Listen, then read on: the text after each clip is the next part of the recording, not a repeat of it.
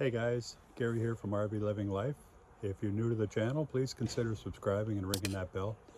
Every little bit helps us out. Today we are at the Oswald Channel again in the morning. It's just beautiful here. It's about 53 degrees and it's going down to about freezing tonight. 53 is about 12 Celsius. And it'll be going down to freezing tonight. So I want to show you what we do to run our coach.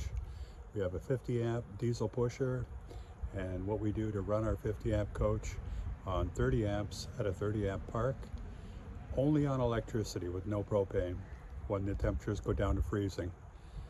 We have a good supply of batteries and inverters, so it's easy for us to do that, but I want to show you how it works and how we do it, and all of the things I've added to our coach to make it safe in the winter so nothing freezes.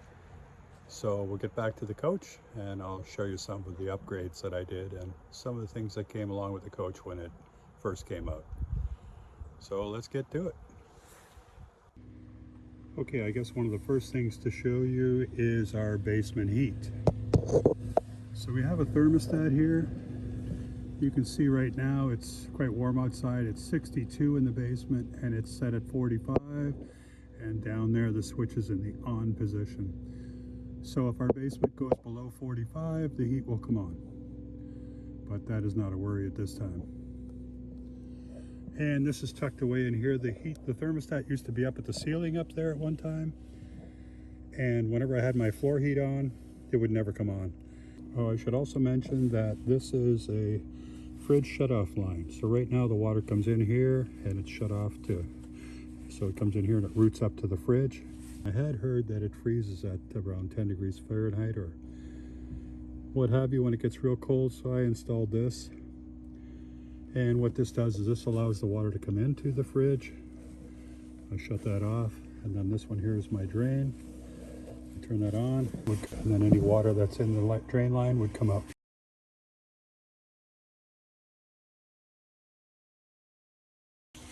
Don't mind the dirt here. It rains and it splashes up on the coach. When I get to Florida, this will be spotless.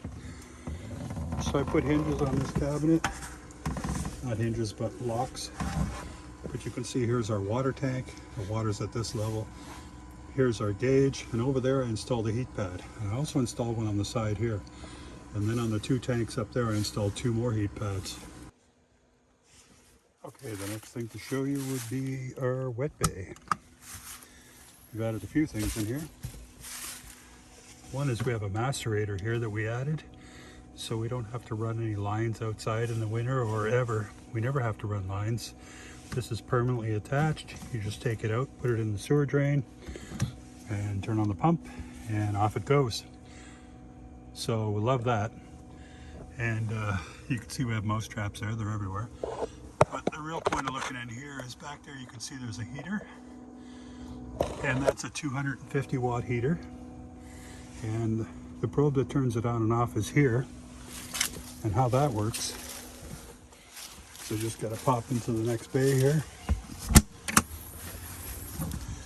We have this is set at 40 degrees. When it's 57.9 in here right now. When it goes below 40, this turns on, the power goes to the heater and it heats this bay up over here. And when that little sensor detects it's over 40, it shuts it off again. So with our basement heat set at 45, this should never really go on. But if there's some sort, this is like a fail-safe. So if there's an issue, this will go on. And another thing we have here that I'm not gonna do tonight, but here we have a plug. And this plug goes up to a receptacle that I put inside in the hallway upstairs. And I can unplug it from here and plug it directly into the 15 amp plug on the post out there. I don't think we'll need it tonight, but I might do that tomorrow. It's going to get colder tomorrow. So we'll see how that works. And then of course here's our AquaHot, and it's on electric. You can hear it running. And right now all these lines are sending water around to the registers inside and to the floor and to the hot water taps. This heats up everything, water, floor, coach. Great thing to have. Runs on propane and electric, and right now it's only running on electric. The point of this video is how to heat the coach without propane. Okay, so I guess that's it for out here. unless I think of something else. Let's carry on. And something else that has nothing to do with this video, but we have a power watchdog back there and a auto former, both by Hughes. It's a Hughes auto former and a Hughes power watchdog. Great gadgets. I did a video on those. I wired them up inside, and that way when you plug into the pole, they're locked up inside where they're safe. Okay, we're back inside now and we're getting ready to call it a night. We have the fireplace on back there, and we have the aqua hot in the basement on. They're both on electric heat. Right now the batteries are fully charged, everything's good, and we're going to go to bed. So it'll cool down over the night and the fireplace will start kicking in, because right now it's not blowing any heat. It's definitely warm enough in here from the aqua hot, and we'll see how we do in the morning. We'll see you then. Okay, good morning. It's about 34 degrees outside, or maybe 1 Celsius. What we have running is electric heat.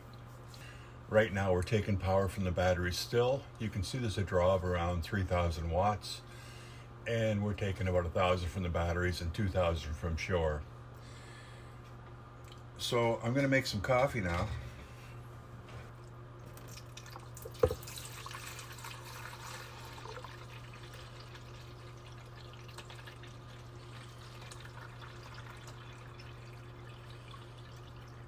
So the reason we're drawing this much power is we have an aqua hot, which is a furnace in the basement that heats our water, heats our floors, and blows heat through all the registers in the coach. It's a glyco lines running throughout the coach. Glyco is a fluid. It's like, I think they call it transfer fluid. So anyway, that heat goes around through all the lines and it blows in the registers and heats the floor and what have you. Now, the temperature has dropped overnight, and we have the the aqua hot set at electric only.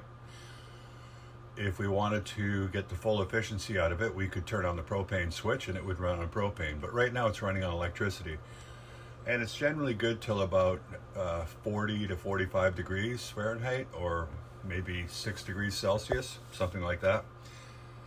And then after that, it's not that great. It just blows like a cooler air. It's not really that warm. And the temperature in the coach drops, and temperature outside drops, I should say. And it gets to a point where it's not really running that efficiently anymore, and it's not really keeping the coach warm. We have the electric fireplace turned on, and the electric fireplace is set at the temperature of the room we would like to have it.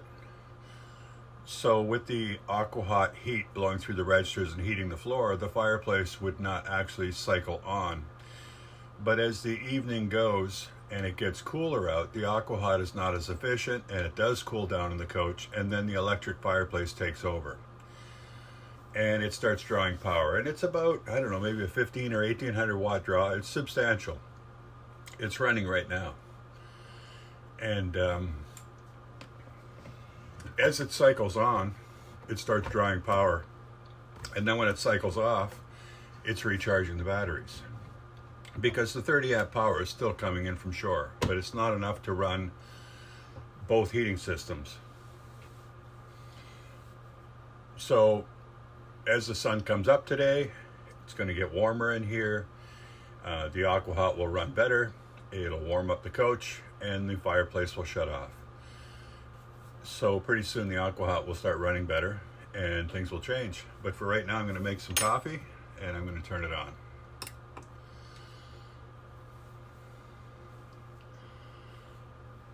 So the coffee pot is on now. You can see we're drawing 3,700 watts. I'm just going to simulate if the fireplace clicked off, how the power would change. Okay, I shut off the fireplace. So that's like it's cycling off when it gets warmer in here. And you can see, even with making coffee right now, we are back to charging the batteries. Now I have the battery charging set very low, We're only charging at 45 amps. I like to charge them slowly, especially when you're doing this where you're adding to the batteries and taking from the batteries on a continual basis. So for now, I'm just going to leave the fireplace on, and that should reverse the process. There it is. And we are taking power from the batteries, and we're making coffee. And anything else I want to do in here will also come from the batteries. Even though we're down to 30% right now, that's still a lot. You know, I can cook breakfast and what have you and not have to worry about it. And once the coffee pot is done, it will, the heater on the bottom of the coffee pot will, you know, cycle on and off. The furnace will cycle on and off, and we'll go back to charging the batteries. So we'll get some breakfast happening here. Okay, so we had breakfast, we went for a walk, and we are back from our walk now. And we were gone quite a while, but you can see the batteries are charging. They're up to 37% now. The fireplace has completely stopped running. We're just running on the Aqua Hot in the basement on electric, and it's drawing around 1500 watts. And then there's the fridge and, you know, the laptops and a few other things running. You can see we're up around 1850 watts in the top right corner. But the batteries are at 37% now.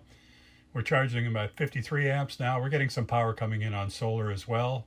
We're under quite a bit of trees, so we won't get much solar. And the batteries are charging, and we have it at a slow charge. We don't care if it takes all day to charge the batteries. What's the difference? And anytime we run anything over 30 amps, in total, the batteries will supply power, and when that item is turned off, power goes back to the batteries. So it's working perfectly. Okay, so since we ran the batteries quite a bit down last night on electric heat, this is our 30 amp plug converted to 50. We're getting 30 amps out of here. I've also plugged into here, and this is a 15 amp plug. Some parks it's 20, and I'm going to run that inside the coach. But you can see when you look at the breaker here that it says 15 and 30. So it's definitely 30, and that cable's running all the way back here now. So we're bringing an extra 15 amps back into the coach. And I just tossed it to the side here. I like this cable because you can see a light on in there when it's working. So that all I do is I run it up inside here. Just pull in some extra cable here. Okay, and I tuck it in here. And in here, this channel is filled with steel wool, because this is a spot where mice would like to climb up the cord and come inside. And then this cable here, I'm going to take and plug it in right there. So now we're bringing 15 amps from the pedestal inside on this line, and that runs to a receptacle inside, which I'll show you. So tonight it's going to get even colder, and things should go well. And that 15 amp cord that I plugged in outside goes right to this receptacle here. So this is actually running directly to the pole outside. And I'm going to put the heater here, and I'll use that tonight, and that should work well. Okay, so we wake up the next morning and we are at 100% power, which is great. It looks like it's float charging, so it must have drawn down a bit, but we're at 100%. And now we've turned on everything. We have the coffee pot, the toaster, the frying pan. We're doing some laundry. We got all kinds of stuff going on. So we are drawing down the batteries again, but they're down at 87%. And when we're done with all that, they'll just go right back up to 100 again, and we'll be ready for the next day. So this is how we live in a 30 amp park with a 50 amp coach. It's actually quite easy with the setup that we've created here. And this is the last way of doing well in a 30 amp park. I have what's called a cheater box cord.